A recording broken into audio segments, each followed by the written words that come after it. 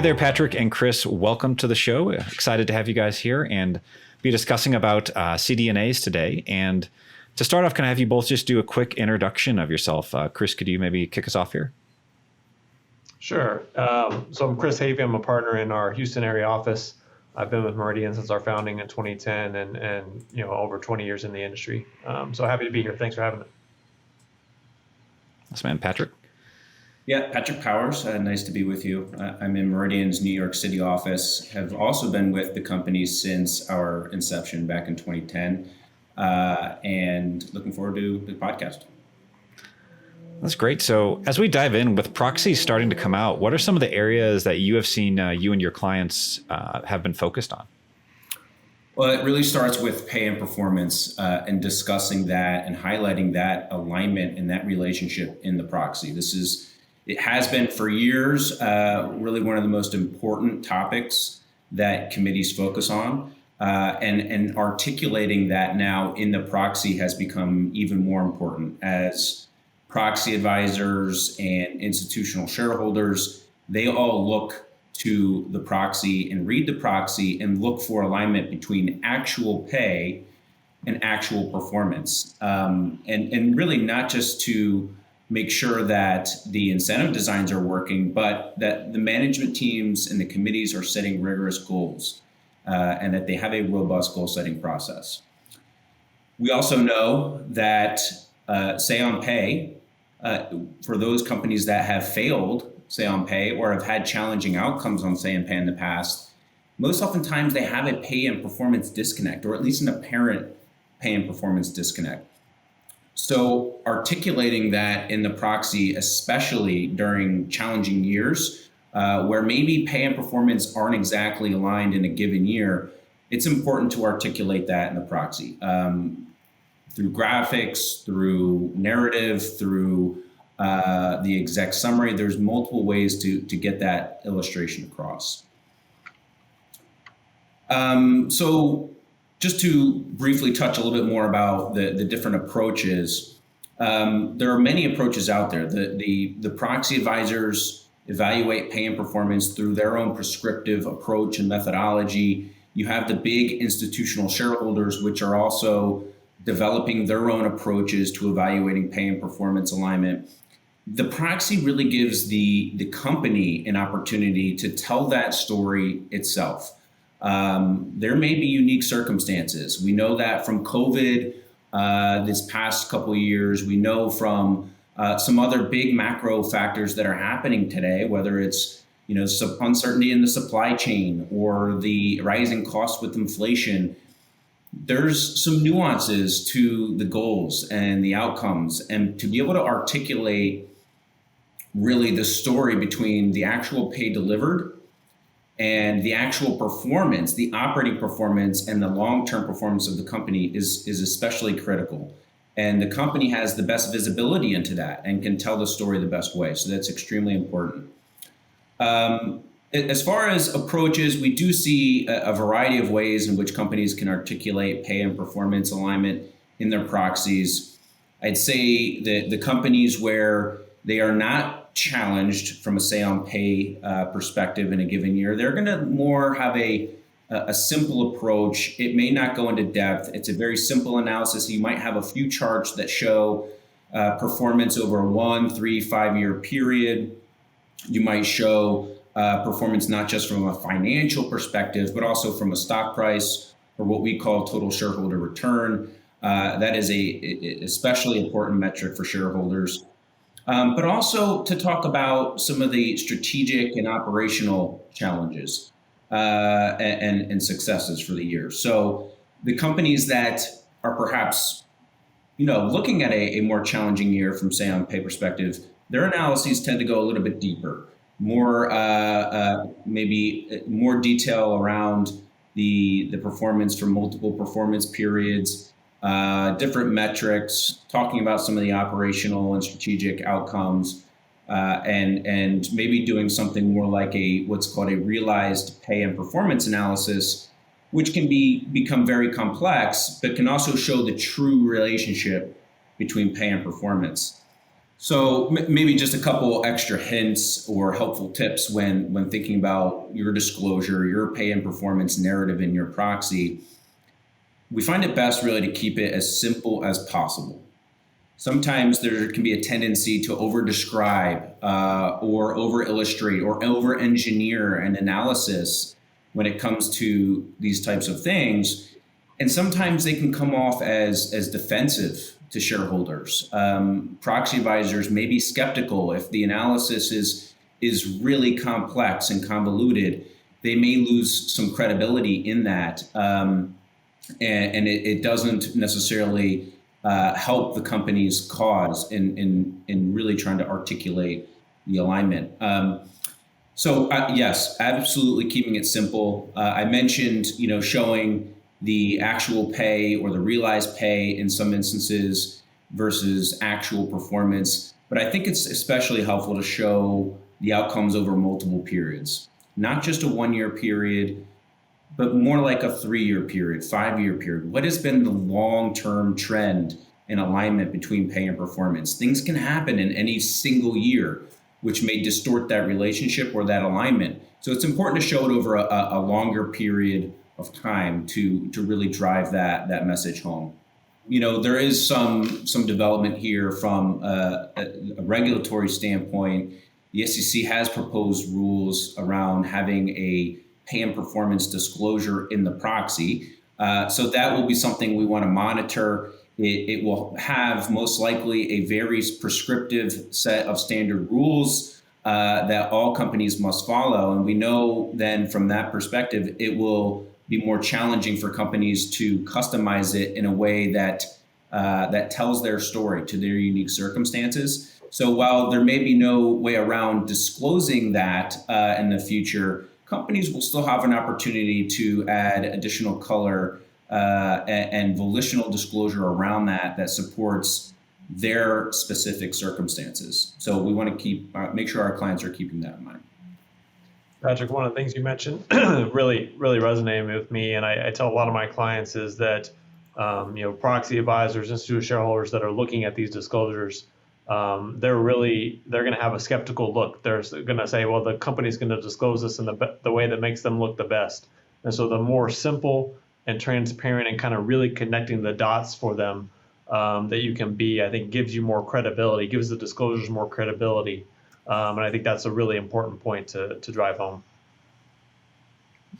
That's great. And so, Chris, what are some of the other areas you've seen companies focusing on from your side? Yeah, thanks. Yeah, one other thing that I really see a lot of companies focusing on is the rationale and really disclosing the rationale for the metrics that they've chosen in their incentive plans and the goals that they've set within those or for those metrics in those incentive plans. And so kind of two pieces of that. One is supporting the choice of metrics, really trying to have a table. Here are the metrics that we're using. Here's the rationale why we're using these metrics. How do we define it? And how does it link to our strategy, both either on a short-term or a long-term basis? And so that's a really important piece of this disclosure. And I think this also links into ESG, for example. We've seen a growth in ESG metrics, environmental, social, and governance metrics, and they're growing in prevalence. And really, where they work best is where you can have a clear linkage to whatever you're trying to accomplish as whatever the company is trying to accomplish. What the company's strategy is. So that's an example of, if we're going to put an environmental metric in there, why is that important to us? How is it linked to what we're disclosing around our strategy and what our priorities are for our shareholders? So that's one piece. The second piece is the goal setting and supporting the choice of goals. So goal setting is probably one of the most challenging things that comp committees have to do. There's imperfect information between management and the comp committee. It's hard to predict what's going to happen during the year. There's no, mathematical way of determining this that has credibility. So it's one of the toughest things. And so providing rationale for why you set the goals at the levels that you set them is important. I think that's particularly important if there's a deviation from kind of a continuous level of improvement. So if your goals are regularly increasing or getting harder every year, you're outperforming them, but there's still growth every year, or there's improvement every year, that's kind of status quo. That's easy to explain. If you're in a situation where goals have declined from the prior year. Your earnings are expected to decline, so your target for 22 is less than your actual for 21. Really providing an explanation for why that is. What factors that are outside of your control are driving that? Did you sell off a business? Is it a volatile environment, and commodity prices hit into what you're able to achieve or not, or how difficult some measures are? Really providing an explanation for anything that looks like an outlier or deviation from a continuous level improvement is really important for companies. And I think also kind of aligned with that is we expect to see more wider ranges between threshold, target, and maximum, given the volatility environment. So having some explanation for that as well, and the rationale for it is important. Yeah, and that's great. So Patrick, what about companies that did not receive a good say on pay vote outcome in the prior year? What do they need to be doing differently in their proxies? It's a great question. Really, the standard today is to get a score or a vote outcome above 90%. Companies that fail say on pay or fall below 70%, which is really what's called the yellow card territory, there's an expectation from proxy advisors for expanded outreach and responsiveness from the compensation committee.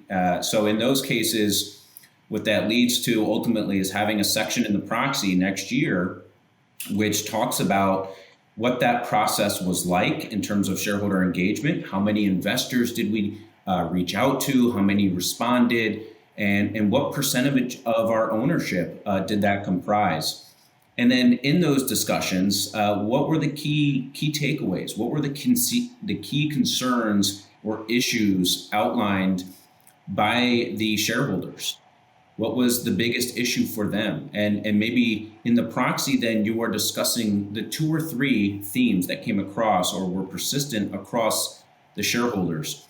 And then lastly, in that section of the proxy, you also want to talk about the different actions that were taken by the committee in response to those issues or concerns identified by the shareholders.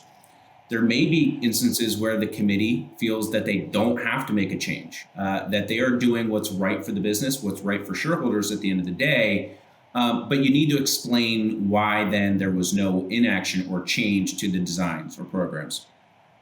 So that's really the playbook, if you will, for that section of the proxy. Any company that's had a challenging say on pay needs to have that in a robust way in their proxy the next year. But even companies that aren't challenged necessarily with say on pay or did not have a low vote outcome the prior year, we're even seeing these companies really focus on this area of the proxy. Whereas maybe in the past 5 years, it was very minimal and bare bones. We're actually seeing, regardless of the vote outcome, companies focus on this part of the proxy and list some of those things that they're hearing from shareholders and provide that transparency and discussion. So that's really the big one when it comes to companies that are challenged with the say on pay. That's great. And Chris, are there any other hot button disclosure issues that companies should be monitoring? Yeah, one of the things we've seen over the last few years is kind of an issue from an ISS perspective, which is if you pay cash severance to somebody who is viewed as voluntarily resigning or voluntarily leaving the company, ISS will recommend a vote against your say on pay. And this used to be a pretty common practice where an executive, it's mutually decided that executive needs to go. You call it this individual is going to retire or resign from the company, but it wasn't really a voluntary. You don't say it was involuntary, but it was involuntary, and that individual gets cash severance. Well, if you say the words voluntary, or you say if it looks like it's voluntary, and you give them cash severance, ISS is that's an almost automatic no vote from ISS or no recommendation from ISS. They view it that if there's any kind of voluntary thing, why are they getting cash severance? So I think the solution to this is really one, just being aware of it. I'm not sure every company is aware of it. We've had a few that were surprised, and then I think one, calling it what it is. If it's an involuntary termination, you can just say it's an involuntary termination. There are other ways to kind of save face for the executive and say it was that they were involuntarily terminated and retired. And they got cash severance upon that. If they voluntarily retired, you can still vest their equity or do other things, but you just can't give them cash severance. And it also helps, I think, for companies to have a more formalized policy for involuntary severance. We have some clients or some companies where they don't have formalized severance policies. It tends to be on a kind of an as needed basis or as negotiated basis. And by having a formalized policy, you can help establish some rules and some standards and avoid kind of one-off negotiations. So I think that's one of the hot button issues for companies to kind of watch out for, is avoiding that what could be perceived as voluntary and having cash severance that goes along with that. That's great. And so, Patrick, what are other areas that companies can improve on in their proxies? Well, we already talked about the pay and performance alignment and the shareholder outreach, two important areas of the proxy. But overall, you have to make sure that the proxy is readable. The CD&A especially. There's your big institutional investors, they're reading hundreds of these. You want them to be able to find the information that you want to get across in an easy way. You shouldn't make them look for it. And what does that mean? That means using plenty of bullets. That means using several tables and charts and graphs when you can, to, instead of really 2 or 3 paragraphs on a page, let's have it bulleted out with bold headers and words that are jumping off the page, so that it's much easier for the reader to digest what the message is that you're trying to deliver. So that is really one of the most critical things that companies should focus on when drafting their proxies. In terms of other things that might help, is make sure you focus on the why, not so much the numbers, not so much how or what was delivered or how much. Really focus on why. As Chris mentioned before, and we've hinted on already in this podcast, the shareholders want to know the reasons why you made a change to the programs, or the reasons why you didn't make a change to the programs. If we changed our metrics to be more growth oriented this year for our bonus program, articulate why, and more importantly, why and the link to the business strategy is absolutely critical, important. But yeah, as far as other tips for the proxy. Awesome. Well, as we wrap up, any other final words of wisdom for all the companies out there going forward? Yeah, I think the things we talked about today, they're really just getting your story out, and getting your story out in a very succinct, easy to read manner. That's going to be the most compelling kind of point you have to make in getting a good say on pay vote, getting good director election votes. So it's really just being consistent with your story and getting it out there in a very succinct manner. Yeah, and I would just add to that start the process earlier than you did in the prior year. There's a story that is being told, and it's being developed throughout the year.